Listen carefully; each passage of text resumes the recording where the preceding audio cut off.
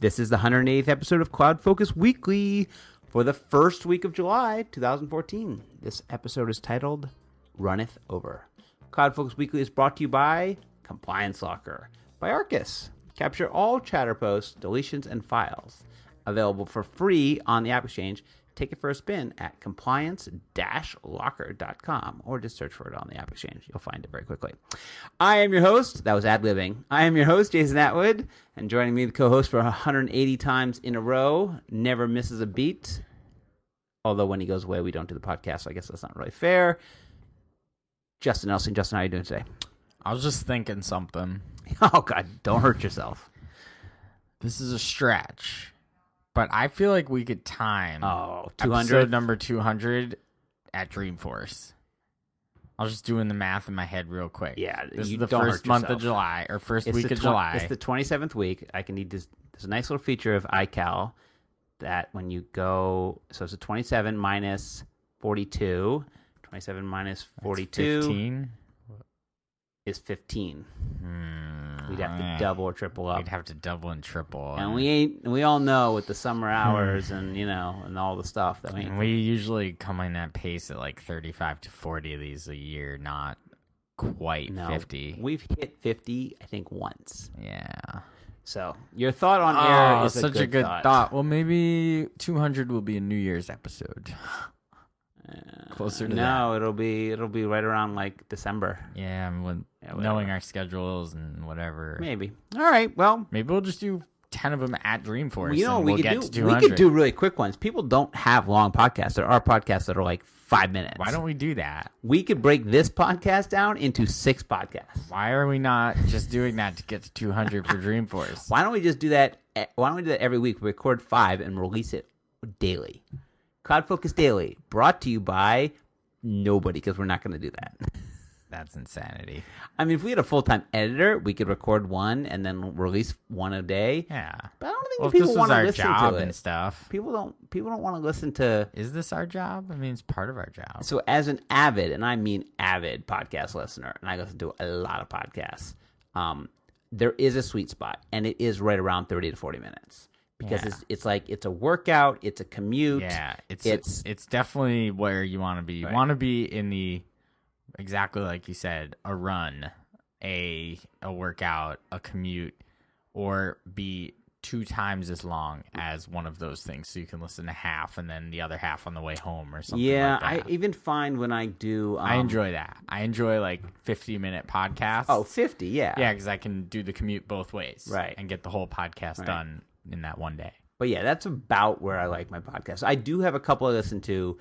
There's one that's just the ramblings of a madman for the first 35 minutes, and then some pretty decent content for 15. Oh, well, that's back to work. Oh, I think you bring that up because I posted it in the GTD group. I did. Because I've tried that, and it's horrible. Oh, but Can't do it. It's funny if you like the personalities. I like him, and maybe I can't people do listen. it. Maybe people think this is rambling. And this is rambling. All They're right. like, get to the point already. Let's go. All right. Well, get it going. We'll move off of do that it. point. Go on. Let's talk. We have a big agenda today. Yeah. Let's breeze through the first. We have a blog post. Go which read we'll talk it. about in a second. And then we're going to talk about the stuff that came out of Google I.O. So, by the way, we've been doing something different on the podcast. We've actually been talking about what's coming up next week, kind of giving people a hint. So we did say we we're going to talk about this, so we're going to. And then maybe a couple other things like the Amazon Fire Phone, which we'll talk about. Songza. There's a little Songza, which is a CloudFocus app pick of the week alumni. Yeah. Just made that up. Yeah. Has some little news, and it has a little personal touch to you and I. Touch. And then the Facebook, what I'm calling Facebook, Emotion Gate, which I thought was brilliant too. You just add gate to the end of any Anything. word, and it's a scandal. Yeah, it's awesome. So let's talk about Permission Gate. Gate. Gate is a scandal about gates. It's like, all right. Bill Gates Gate. Bill Gates Gate. All right. What happened there? So this week's blog post on blog.arkusinc.com is the 120th in the series. There's one more after this. Okay. There's one more after this. There's one more yet to come. Yeah, you've already pre-read it. Have. So this one is called Salesforce.com Summer 14 Release and permission sets. So this one is, although there wasn't really a lot in Not a permission whole sets, lot. but this blog post goes over the few things that are about permission sets. Custom permissions, Right. and there's an additional layer to permission sets that allow for some additional granularity for managing users. And there you have it. Go read. Yeah, and or now you don't have to. No, that's it. But here's the thing: if you don't know about permission sets, Just search on our website for permission sets, but and you'll find a ton of there are stuff. a ton of articles. I will say it is very, very powerful. And even the things you think that you couldn't do, like there's something the other day I thought I couldn't do. I was like, oh, I can do that in permission set. Oh, that's so awesome. I think they should. I think Salesforce should buy our app and just install it, and everybody I buy agree. it. Sell Just it for take $1.50. it. All right, Take it. So read that. Go for it. Okay. Next up is Google I/O. So last week, I think while we were recording it, or like what Google I/O was either happening or about to happen. Yep. So lots of things got announced. Yes. Some of which we've already bought. We have Yeah. like the Google app stuff. Yeah. So let's talk about it. I have two articles basically. I know you've read them both, I or have. at least One was pretended kind of to read like them. Snarky. snarkerific. Yeah. One is called "Everything You Need to Know About Today's Big Google's Presentation," And that was the snarky one, and Right. not a very snarky title. It's like, No. I'm getting ready to read this serious article, and then Yep. he's like, wonk wonk. And then the other one was the 17 most important things about Google I/O.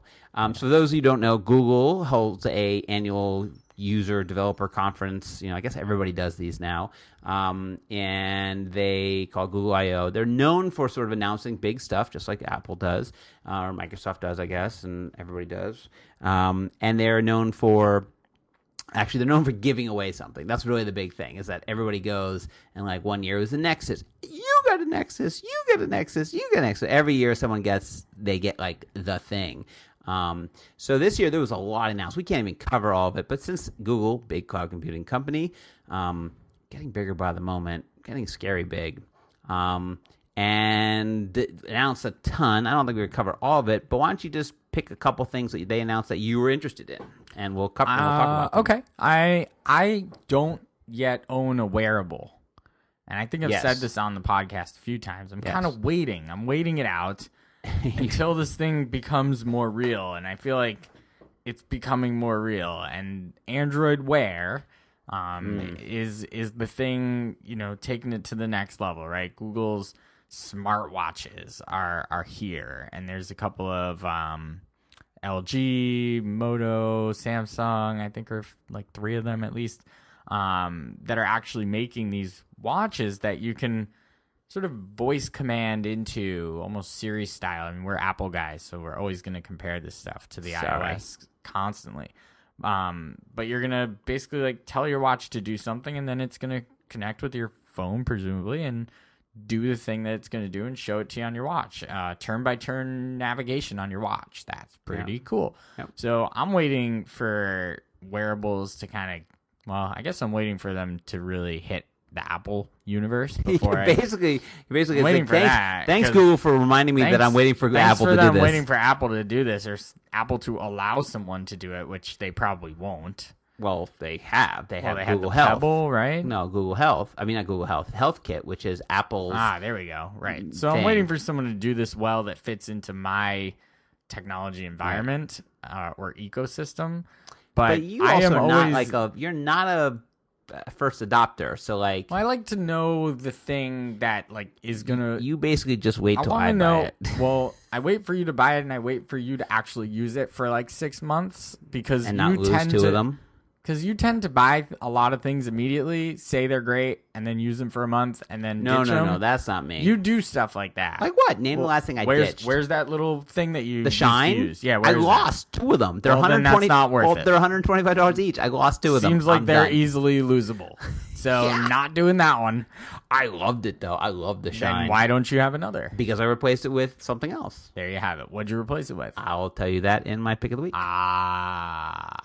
That I just changed on the fly. So there we go. Okay. Well, anyway, I am interested in the wearables. Yep. I think having the power of the phones are just getting so powerful, and being able to, like Go Gadget watch into it and tell it to do something is pretty cool. Again, the use case that really caught my eye was the was the maps. So being able to get me somewhere and just kind of look at my wrist, not having to take my phone out constantly and like walk around staring at my phone like an idiot and walk into somebody. Like street navigation, walking routes in New York is important. But then don't you just want Google Glass? Because then you don't even have to look at anybody. Yeah, I would like, again, that's a wearable though.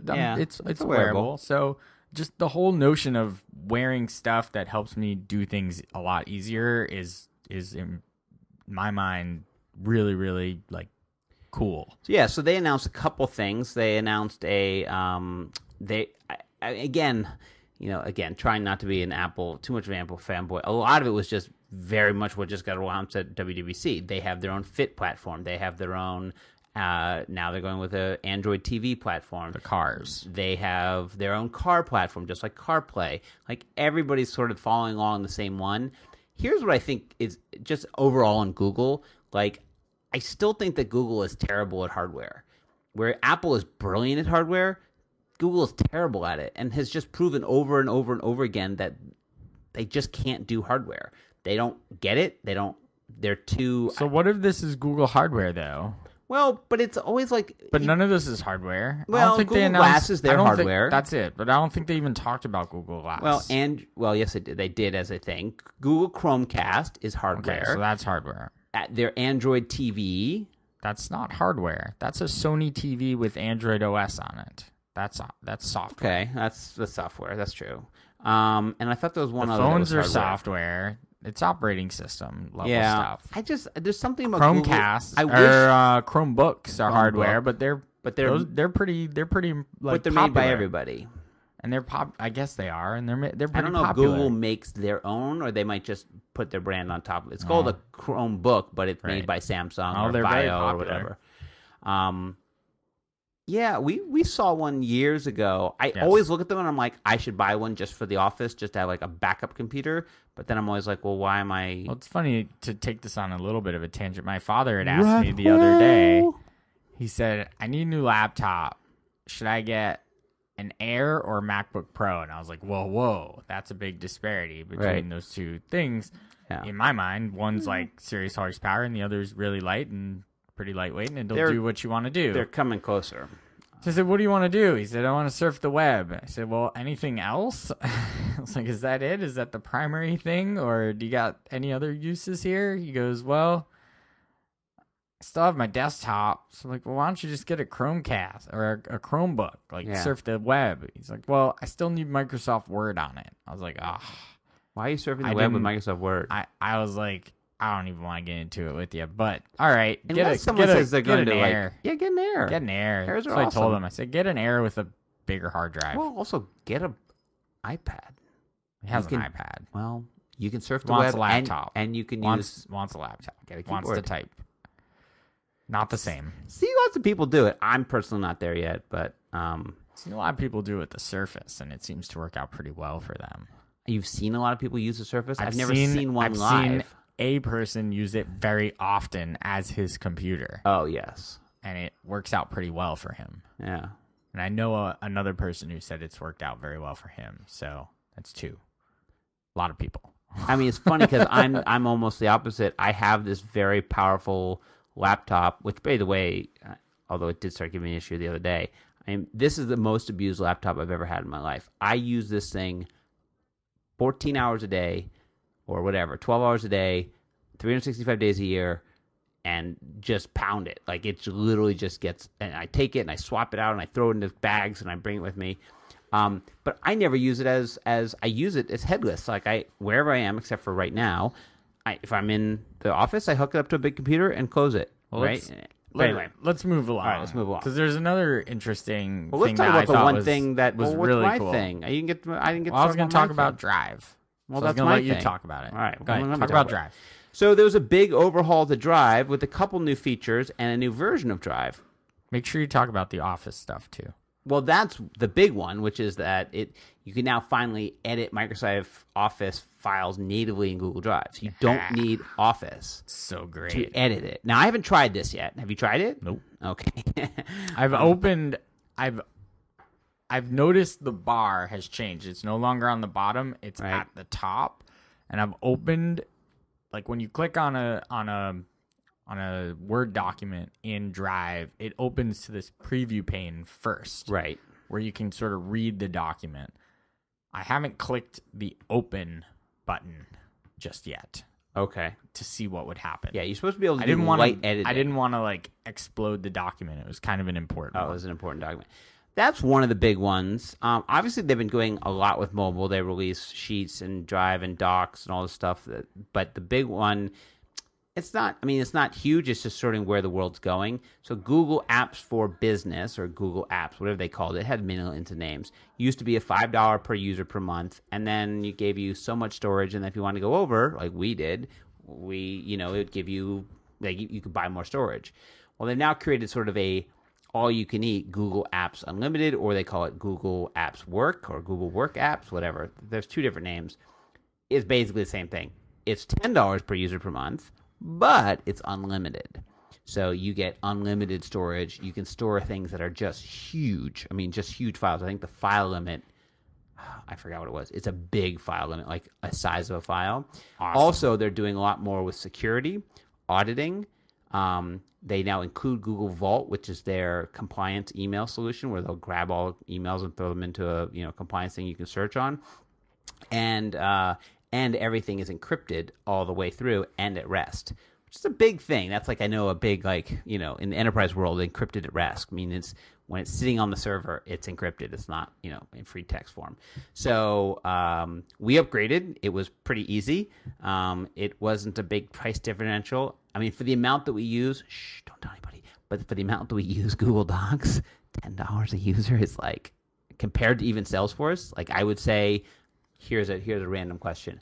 How much, not as a consultant who works at other people's Salesforces, but if you were to cut down your workday and percentage-wise, how much you use our Salesforce instance and our Google Docs or Drive, what percentage would you say?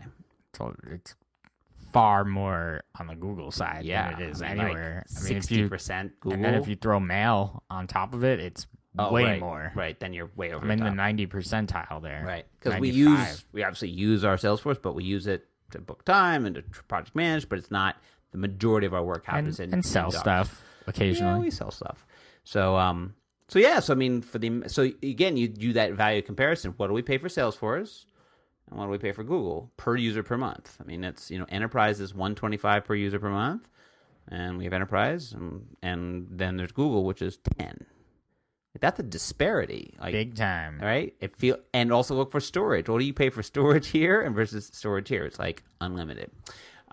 Anyway, so I think now for backing things up, like, it used to be like, well, you wouldn't want to throw so one thing you can do now is throw your Salesforce backups in the Google Drive. Well, why not? You got terabytes. I just got 13 gigs of wedding photos, and I need to disseminate them to people. I might just throw them up on the Google Drive. No, that's not a good use of that. That's a great use of it. Just throw them up there as files. Yeah, there you go. 13 gigs, whatever. And again, a lot more granular controls Share about the folder. Who can do what, who can change stuff. Lots of editing, lots of nice little features. Again, it's hard to tell how many of them have been there. I just haven't paid attention to, and how many were new. But nice. I mean, I Drive, I think, is one of their few apps that I feel like has just gotten better and better slowly. They also had a nice new feature called, what is it called? Suggested Edit inside of Docs. We've done that one. We've been using that. Yeah, we've been using that, which is instead of actually just commenting on something, you can suggest edit it. Just or editing it. You can. It sort of shows up as a green edit, and then you can accept it or not, or comment back and forth on it. A little collaborative. Right. Nice. So again, tons of stuff. Anything else out of the Google I/O? I'm just looking over. I'm having a hard time with the difference between Android TV and a Chromecast. But I guess Android TV is like more of a Apple TV like experience, and Chromecast is more for just like an AirPlay type of experience. That's absolutely. Android TV is Apple TV. Okay. Chromecast, you remember Chromecast is headless, so you don't. You just have to sling things over to it. Right, you can't use Chromecast by itself. you need to have another device to control it, right? To send things to it. Okay. Now they are doing some cool non-network based Chromecasting. I saw that, which means it. I think just it does be in the room or something. Be in the room. How so that work? I don't know. That's like magic sauce. But that's nice. I like that. I really love Chromecast. I still haven't come up with a million scenarios for it. I have 2 of them. The one that neither of them are plugged into a television. Oh yeah, me neither. One's sitting right there, which I want to plug I into literally this have 2 of them. Yeah, and neither of them are. And then the other one I travel with. One I keep with me on I know someday it's gonna be. I'll be like, this is the greatest thing ever. Is I'll go to some client and I'll need to present something. They'll be like, oh, we don't have this, we don't have this. I'll just take the Chromecast, I'll plug it in, I'll go into Chrome, and then I'll stream it up there. Won't need a network, won't need anything, and I'll be like, look at that, beautiful. I'm hoping that that's what I'm keeping it for. Do you remember how much money people would spend on conference rooms with video conferencing and sharing and nonsense? So let's see what else. Encryption transferred, enhanced admin controls, audit and activity APIs, unlimited storage, $10 per user per month. Unlimited storage. Let's see if we can test that. Sure we will. All right, so let's move on to how about the one philanthropic thing that they did there? Kind of philanthropic. I don't know. Go for it. Tell me. What'd they do? With the cheaper phone? Oh, the phone, third world phone? Yeah, third world phone. Sure. We can call it that, I guess. They're piloting it. I think they're piloting it in India. It's a $99 phone, full on Android or stripped down. I think it's got some preloaded features on it. Can't remember the whole deal on it. I did read the thing about it really quick, but it seemed like it was a good idea. I think it was Android One hardware models that other manufacturers can use to build their phones. So selling solid Android devices at realistic costs for the developing world. See, they say it for developing world. They didn't call it the third world phone. That's right. And then the individual manufacturers will be able to build their own apps on it, obviously, because it's an Android device. Nice. Well, speaking of phones. Speaking of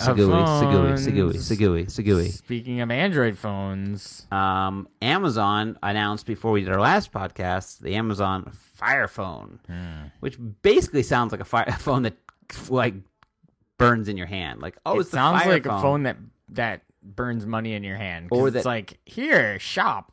Or here's a phone, buy stuff on it. Or that it has, or that the red woman really likes. Yeah. Here's the phone. It's the Lord of Fire phone. It's gonna not work, so you're gonna need that emergency button, and that'll be cool. Mayday. You'll need some Mayday. Here, I need someone in the world easy to tell me the Mayday. My favorite part about Mayday. So Mayday is if you don't know about Mayday, is the feature of, I guess, their tablet, their Fire tablet, that you hit a button and then you instantly get connected in video to someone who can then help you out. Right. And it's on the commercials, and it's always this good-looking redhead. Right. Right. And I always think, and I know this is terrible, but I'm always like, I'm guessing that she doesn't answer every call. The technology breakthrough with Mayday is actually what they're able to do to people who don't look like her and make them appear to look like her on the other side of the video. Right. Like that's what they do. They make everyone look like her. Right. That's the breakthrough of technology there. So it's their phone. It clearly has some, I feel like they built this to make Amazon easier to buy stuff from. Like they literally built it as like an Amazon shopping machine in your hand. Well, it's interesting. They're throwing in Prime. So like they're literally, but this is weird. They're throwing in something. They're throwing in $100 like subscription. Yeah.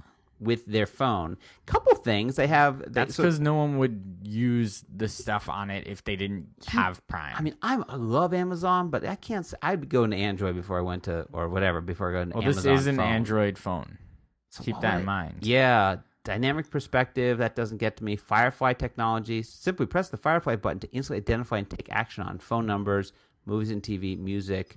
So it's kind of like, it's kind of like we use those apps like Songify and things to recognize. Spotify, or there's I use the one on, this has been around in Shazam. Amazon forever. You could take a picture of something and send it up to Amazon and they'll tell you what it is. Yeah. They'll say, oh, we have this in stock. I just said this is the shopping phone. It's here. It's easy to buy stuff from Amazon. You've got Amazon Prime, you'll get it the next day. It's awesome. It can't be any easier. I buy stuff constantly on my phone. It'll be so easy. Just walk around. It'll be in like 3D. It'll be awesome. So anyway, kind of interesting. I feel like they had to give away Prime with this because all their content is in there. If you have Prime, you get like all that music stuff. Right. If you're not a Prime member, there's no way you have all your like music in Amazon. Like that's just not happening. Right. So they kind of had to do that. So, kind of interesting to play, I guess. I'm going to go on the skeptical side here and say this isn't going to work very well. Well, you don't own a Kindle. Do you own a Kindle? No, I do not. See, like, I have the latest. If I read, I would own a Kindle. You don't read. But I have the latest Kindle, the Paperwhite, right? I think they actually now have a water-resistant Paperwhite. It's the newer version. But I have the Paperwhite. And I will say, as a piece of hardware for $69 or maybe $99 that's mint just for reading, it's really nice. It feels nice. It works. It has a long battery life. Has backlight. It has all these nice little features inside of it. Sounds awesome, but it does one thing really well. Right. Phones need to do a million things, and they have to do them well. Well, we used to make the joke that the Apple iPhone did a lot of things except for make phone calls. Right. It's the worst phone call. Who cared? Yeah, because you never use it to make phone calls. I use my phone to make phone calls very, very, very infrequently. So anyway, that's Amazon phone. Again, it's $200, $600. I'm just interested that almost everybody in the cloud business is getting into hardware, and they're all getting into phones. Like that's just how big this thing is. It seems like they're on the. I wouldn't want to be getting into the phone business right now. It seems like the wrong time to get in. 10 years ago, great, but right now, getting into producing your own phone, yeah, it's dominated by some of the biggest players out there. Apple and Google and Microsoft's trying real hard. They're trying to do their thing to get in there. I mean, you're fighting some big boys in there. I mean, smartphone industry, and this isn't really innovative. If you want to get in there, and really, really, really like make a dent, you've got to do something truly innovative. And there's nothing that I'm seeing in this phone that I say is like true innovation. Right. Where I say, I don't really. It has to that be techno interest. Okay. Right. And then like a few years later, you look back and you're like, whoa, that was truly revolutionary. Update. So they also have Amazon Fire TV, which is their Apple TV thing. So they've been getting into this and getting more and more battling these guys. Everybody's doing the same thing. Waiting for Amazon Car. It's coming. It's coming. All right. But Amazon Watch. Remember how we talked about we don't use Roku anymore because of We Apple don't. TV? Well, I had to use it the other day. Why is that? Because, side story, daughter had a sleepover for her birthday, and I set up, she doesn't have a TV in her room because she's too young, but I set up for this special night, I set up TV in her room for the sleepover party. So you gave they them could the watch Roku? it. No, I gave them the Apple TV because they wanted to watch all the stuff off the Apple So you TV. had to use the Roku? So we wanted to watch something on, we wanted to watch Veep on HBO Go, and I was like, oh, no Apple TV, no good. And so I had to boot up Veep's the on Roku. demand. Yeah. It's on demand anyway. Oh, yeah, I guess on RCN it could be on demand. Yeah. I didn't think about that. That's how we watch stuff instead of booting up HBO Go. I really We've like watched HBO Veep. Go. Anyway, so then We're making our way through Veep this past season. Veep's very funny. I just finished it, yeah. Oh, I'm ahead of you. Ahead of me on that Wow. one. Well, and my number one suggestion to you that you then watched. Very good. What and was it? Is Sherlock. There you go. And I've made a suggestion to you recently, and I hope you take. Fargo. You take it. I hope you take that and run with it. I'm working through Orange is the New Black season 2, as you are. It's a rough slowly. one. It's a rough to work through. But anyway, all right, let's move on. We got two more articles. No one wants to hear about our streaming TV Redux. No, we could do a Redux. That's what we should do. We should have. I don't care. The Wire's staying number one for me. I'm not removing it. A contest. I'm No, not removing it. First of all, you have to do the top 10 streaming TV or top 10 like within a year. So you can't pick anything that didn't come out in that year. Ha ha. What year? Like this year. Like it had to have come out. Like we'll this do one in year? November and say had to air this year. Had to air or it has to be streaming now? Air. Well, then Air how do you and stream it? everything's Just streaming now. This is iTunes? ridiculous. We just watched World Cup streaming. Everything's streaming. I picked the World Cup. Okay. Speaking of which, runneth over. My cup runneth over. Yeah, good for you. Right. World Cup runneth over. Yeah, whatever. All right. Let's go. Two more Songza. stories. Songza, Bring it back to Google. a previous pick of the week from moi. Correct. owned by a guy, or actually started by a guy who lives in our building, who I see at the gym all the time, which is a streaming music service, which I really like. We both have used it at the gym, saying, I'm at the gym. Play me a gym. I'm working out. Working out. And then you Play watch me the guy workout come in, thing. and he's there. Play me the workout playlist. It was funded in part by Amazon. Huh. And now it got bought by Google. Good for Google. So anyway. Good for Songza, really. Good for Songza. Good for them. Interesting, they had a nice Amazon just got into. Well, this is what's weird. Amazon funded or partly funded Songza. Then they went and built their own streaming service, their Amazon Music thing that I talked about, and then this one gets bought by Google. This one seems to have a lot more going for it with sentiment and like moods and it's just understanding, like with Google's understanding of where you are and what's going on around you with this sort of algorithm here with music can be rather interesting. I think so. And I really like the app, and I use it all the time. I flip between all four. I will say the thing that it did very well was sentiment, and I could walk in and be like, it's Sunday morning. What do you want to do? Like, I don't know. Am I relaxing having coffee? Yeah, I'm having coffee. And then it'd be like, listen to some folk music. I'd be like, okay, sure. And I would just explore where normally I'm like, give me the same thing as I always listen to. Give me the 90s pop music. Yeah, I know. Oh, current pop, modern pop classics. Like literally, that's your thing? Yeah, it's what I listen that to. And Prince. I don't listen to Prince. That's your jam. I know, it's weird, though. I want new stuff. I don't want to listen to new old Prince? music. I wish. He has a new song. I bought it. But the Amazon one, the nice thing about the Amazon Cloud Stream Music Stream is that you can go through and take an album and download it. And we'll download in the app, and then you have it offline. So that's kind of a nice, and that's free for Amazon. I was playing around with the Amazon streamer, and it had not all the albums I wanted, but some of them. And then someone was like, but you can buy it. And I was like, no, I just don't. That wasn't the point. I don't buy music anymore. I already pay you. Nobody paying buys you for music. this subscription. Well, that's the thing. I now have 2 music subscriptions that I pay for, but I don't pay for. Right. I don't directly pay for them, but I get them for free. Apple and Amazon. Yeah. So it's like, why would I never use use iTunes Radio or whatever that is. I use it all the time. I never, ever turn it on. It's so clunky for me. I just hate it. It's clunky. It's so much more clunky than any of the other ones. Why do you think they bought Beats? I hope it's because Beats has a great streaming service that they were charging people an arm and a leg for. Yeah, well, now we're going to get it free. Roll it right in. And my next iPhone better come with super awesome Beats headphones. I don't think the Beats headphones are that great. Anywho, let's talk, lastly, a story that I don't know a ton about, but let's talk about it. Okay. Because it's big. I was reading about it. I think both our takes are going to be very similar on this one. So this comes from a story that Amazon. Now we're on to another cloud player.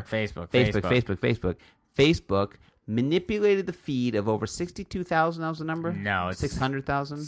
Almost 700,000. 700,000 manipulated the news feed or their feed of information. Correct. Basically experimenting on them to see if they could change their emotions or sentiment by showing different types of stories. They wanted to see. Yeah, they basically flooded random users' news feeds with either positive or negative statuses for 1 week in January about 2.5 years ago. And basically they wanted to study it and see if it could, if that could affect your mood. Right. Okay. And right, because then I think what they would be doing is watching what you then post. Yeah. Or see if you could affect others' moods. And so on and so forth. The gate part of this is that they didn't tell you they were doing it. No. So while in the terms of agreement that nobody reads, terms of service or whatever it is, that you also basically signed you. I mean, I signed up for Facebook whatever many years ago. Oh yeah. And I'm sure it's half not like iTunes. You don't there. install it. Like you don't reinstall. But that's you the thing. Should have to. If you log in and the terms of service change, you should have to re-accept them. But you're not gonna not accept them. You're gonna accept them. No. You don't read them, and you always accept them. I think legally this needs to go legally terms of agreement, terms of services, and all that. And there's that funny South Park episode. But like legally, this has to be thrown out because it holds no water if nobody reads it, and it's a click of a button, and it's not reasonable. No one reads it. They don't even make sure that you even like tried to read it. Like they just let you say, I agree, go. Right. It's like you couldn't have read that in 3 seconds. That's right. They should say you need to take at least 20 minutes. At least 20 minutes to read this, or print it. And here's a do test. something. Here's a test. Do something with it. Save it to your desktop. Whatever. So then they started manipulating people's moves. So what do you think? Whatever. I mean, they basically what they did was they didn't make up things. They just didn't show you certain posts as an experiment for a week. And I don't really find anything all that, disturbing about it. They just hid stuff from you, whatever. That doesn't disturb you? Not really. I mean, we've talked about this ad nauseum. I feel like this is an expected behavior. What's expected? It's expected of Facebook Crappiness? to do things like this. I expect it. I fully understand that it's happening, and I'm okay with it. Wow. That's it. I just know it's happening, so that's it. What I know it's happening, and I'm using the service anyway. If so many people are so up in arms about it, stop using the frickin' thing. Well, just stop. That's true. If you're so upset, stop complaining and delete the frickin' account, delete the app off your phone, delete the app off your iPad, remove the bookmark in your bookmarks bar, and stop it. Otherwise, shut up. That's it. It's so simple. Okay. They're not going to stop. Okay. They don't think they did anything wrong. So that's it. Well, what's nice about that, and I agree with you in part in that this is something that you either can do or not do. You have a choice as a consumer. This is not like, getting milk and bread to survive or buying a house or something. This is a social network that you can literally ignore and just delete and be off of and be okay and survive. My wife decided 4 or 5 years ago, Facebook upsets me. I don't want to use it anymore, and has not looked at it since. And I'm her choice. I actually fall more in her camp in that Facebook does not. Facebook used to be something that I liked because it gave me information about people who I cared about and their events in their life and sharing, and I felt that fun. There became a point, I don't know when it was, 2 years ago, 3 years ago, that Facebook became a place where people were using it to grandstand, to post things that, again, being judgmental, I just thought, really? I don't really want to read that. And you're kind of pushing it in my face, and you're my friend or my friend, whatever. And so, it became a place where I would get angry. I'd get angry looking at, and so it's like, don't do it. So instead of just deleting my account, because I actually have to be on Facebook for many reasons, but I just don't go into it very often. I get tagged and stuff. My wife was tagging the crap out of me last night in photos. I don't even go look. I just don't look. Whoa. I don't care. Whoa. That went to a strange place. This is not explicit. Not anyway, explicit. But podcast. I think this is shady crap.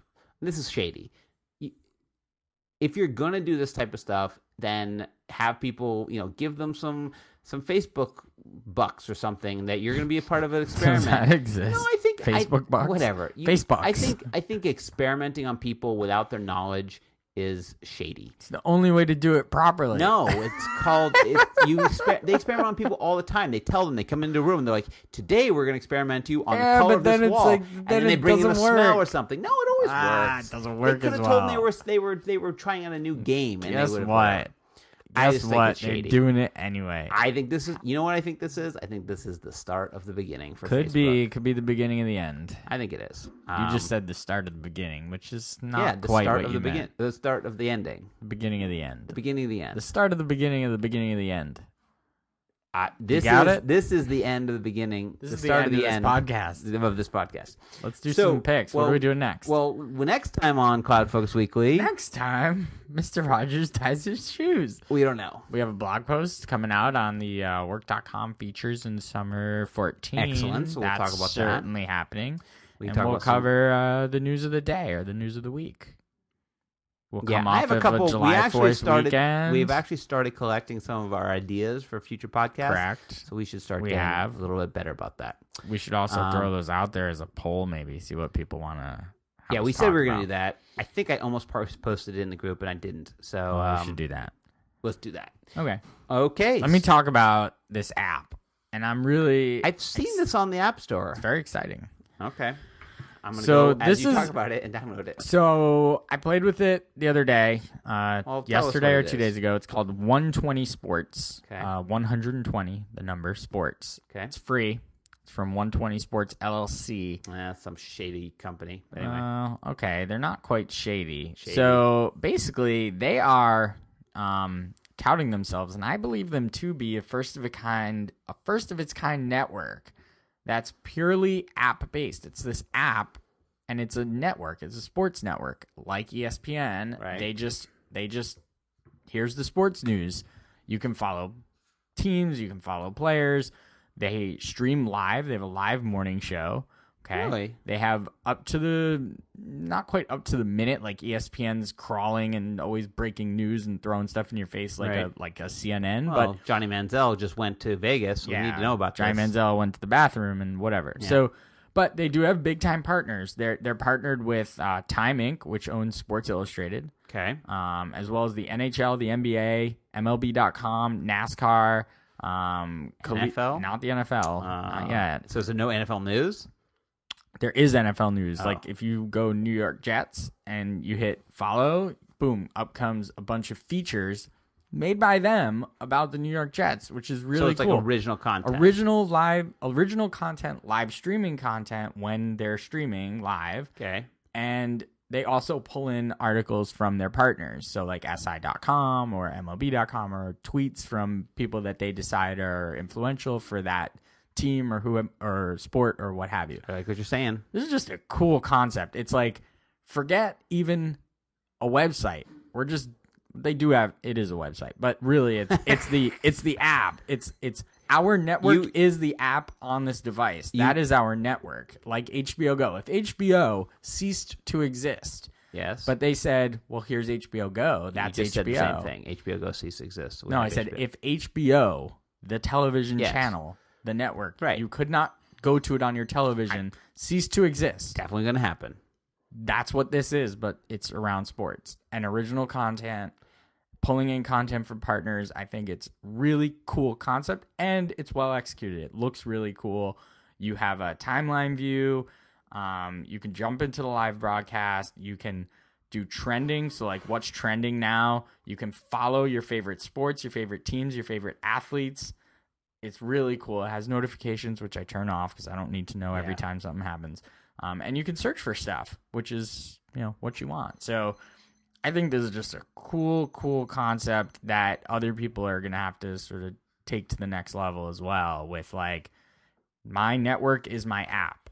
I no longer have to, there's like no middleman here. It's live content right to you. I like it. The middleman is Apple in this case. I mean, just for what I use on a daily basis to check my sports news, I do Sports Talk, NBC Sports Talk, which is great. They have a football section. Their pro football talk is very good. It's awesome. And Mike Florio. But that's Sports Illustrated. Right, it is. So that content's going to come in here. Okay. And then I use Bleacher Report Team Stream, which is also very good. Team Stream's excellent. Right. So, but this is different. It's a bit of a different take. They're producing their own content. I guess so does pro football. And so does Team Stream. Does Team Stream produce their own? Okay. Tons of it. Tons of stuff. So to me, it's sort of in that thing. I like it. I mean, those don't do well. Actually, Team Stream started to do video segments, and this is a lot of video. It's like, here's the highlights, or let me talk to you about. I like it. Training camp. Or so what's it called again? It's called 120 Sports. I have it now on my iPad. There you go. Check it out. Thank you very much. All right. Well, I'm making a special pick. This is the first. Well, not the first time ever, but this is the first time. I'm going to say that anyway. How many steps have you taken today? Tell me how many steps. Well, now Let's compare. Let's compare. Well, hold on. I made a pick a couple weeks ago. I took your pick and I used it. Which is called what? Breeze. Here it is. That's my steps today. So I made a pick called Breeze, and I liked it. I really enjoyed it, and I posted it as thing. And someone listened, a podcast listener. That's correct. And then they said, "Why don't you try Argus?" Not Arkus. And I thought they were talking about Arkus. So I literally kind of ignored it for a bit, and I was like, what do you mean? And then I went back and I looked it up, and it wasn't until it actually hit the Apple commercial. They showed it in the Apple commercial, and I was like, oh. And they also showed the Shine, by the way, the thing that I had before. They showed that in the Apple commercial. But the reason I liked the Breeze was because I lost my Shine, and I wanted something to track my steps and whatever. So I was using Breeze. And I was liking it, but then Breeze did two things I didn't like. One, it chewed up my battery because I had so much location services going. So I turned off the location services, and then it started bugging me about it. And then I put in some help, and every time it bugs. I put in a ticket with them, and they came back saying it's a feature to help you enjoy the Breeze. And I said, yeah, but you don't need to ask me every single time. Ask me once, and I'll tell you no. And then I turned off push notifications on it, and now it has this little thing that's beeping in the corner. So whereas Breeze really started to, I like Breeze, then it started to go bad. So I picked up Argus. Again, what's nice about this is one thing you didn't know, the motion sensor, the M7 inside the iPhone 5S, actually tracks 7 days. So when I picked up the Argus for the first time, Breeze did that. It pulled in 7 days worth. It went backwards and pulled them in. It has full 7 days worth. So it's kind of independent. It's tracking no matter what. It's just whatever app grabs the data. Correct. So for 3 weeks, I used Breeze and Well, that's why when you turn it on, the ticker doesn't. It's not where you're at. It goes. Oh, let me go grab the data. Right. So you don't actually need to turn it on even daily. You don't even need to turn it on at all. So what is the difference between Argus and Breeze? It's just much more in depth. So keeping your daily steps, great, 6802. I'm winning. But it also does other tracking of easy things. Like I track how much glasses of water I drank, how much cups of coffee. How does it do that? It doesn't. You just put these little pluses, like I had a cup of coffee, and it has this little thing where it tells you how much water. Oh, look at that! Yeah, little visualization there. So I'm gonna make it a second pick because it's kind of connected. I don't even know if by the same company, which is you don't what like do you this. mean? I don't like when you do this. I love this. So one of the things it does is it measures heart rate. Okay. So there's another app called Instant Heart Rate, and you literally do this. Yeah, I think I showed you this the other day. You did show me that. So you put it like this. It then throws. Nobody knows what this is. Right, you're holding your finger in front of the. I guess it's the flash or the flashlight and the camera, and it's got a red light beaming through your finger. And it's then taking photos of what it can see and measuring my heart rate. So what's your resting heart rate 66 right now. Is that good or bad? That's pretty good. But then when you do it, can you do mine? Sure. What finger do you need? Oh, well, no, let's go to the app. That was my original pick. What finger do you need? Any finger. Any finger? Yeah. Let's go with this finger. Skip this step. Hold on. Let's go log. Come on, let's do this. All right. This is live. Everybody loves this. This is live. Everyone's waiting with suspense. Hold on. I got to figure out. So now I'm doing. Oh. All right, here. There we go. All right. So as that's going. So it's detecting pulse, All right. It's almost got it. So my God. It's almost got it. Is this hurting me? No, here we go. It's almost got it. I can't tell if I'm wait. If my fingers there, 118. What? That's impossible. Hold on. I'm just sitting here. I know. Well, you're about to die. And this episode ends with 73, 74, 75, 76, 75. Hold on. Wait. 5 seconds left. Really? 4, 3, 2, 1. 69. All right. Yeah. I like that. All right. 69. So then in this app, you can actually say, I just woke up. You're 118. I was started at 118. You were very excited. Anyway, it's a cool little app. It literally just uses the camera. It shoots the turns on the thing, uses the camera, and then obviously is looking at your heart rate through your finger. It's so cool. It is cool. Anyway, but Argus is really nice. I would say give it a shot. It's got some nice features. It's got graphing. You can then compare things. You can compare like how many glasses of water. It keeps your calorie count. You can log food, like you take pictures of it. You can put in some activities. Like it has a list of activities you can put into it. Yeah. So it's kind of cool. And some of it works with other systems. So one of the things it does, although it hasn't worked very well, is it reads from Runkeeper. Well, it doesn't do that then. If it doesn't do it well, it doesn't do it. It's in beta, it says. Yeah, let's so wait. like this, I think, is the future. You're seeing the future. We're seeing the future. Where it's all these different apps are going to talk to this thing. We like that. Yeah, and that's what I like. So Argus and heart rate monitor. And we're out. And that's it. So Argus is free. This was a long one. How long was this? 48 minutes. This is the two-way commute. Yes, a two-way commuter. So next week we'll come back. We'll talk about we love listening to ourselves. You can follow us at Twitter. Follow Justin and his steps at Just Edelstein. Follow me at Jason M. Atwood on Twitter. Arkus Inc. is also the company. If you want to follow that, that's all the podcasts and blogs get posted How's there. Arkus Inc. doing these days? Didn't it hop? Oh, it went below. It dipped. It's at 498. Come on, guys. Come on, we need at Arkus Inc. ARKUSINC. We're at 498 followers. We're trying to just hit that 500. We had it. Like we had 5, and then someone was like, we need to start paying. We're gonna get rid of it. We're not paying for anybody. We need to start paying. Listeners, let's go. All right, Facebook.com/ArkusInc. We're in the success community group. So there's a group for the CloudFocus Weekly if you want to go in there. LinkedIn, Google Plus, of course, and of course we're always looking for reviews. Thank you for, it was like UK listener, for giving us a review on Stitcher. Thank you. I think I know who it is. I'm pretty sure I know too, but thanks anyway. But thank you for putting our first review on Stitcher, because Stitcher is now kind of battling with iTunes because it's like easier to get into. I like it. It's whatever. I like it. And you can listen to it much easier. I love it. So Stitcher, go to Stitcher and give us a review there. Until next week, we'll be back. As always, Jason and Justin saying, enjoy those cloudy days.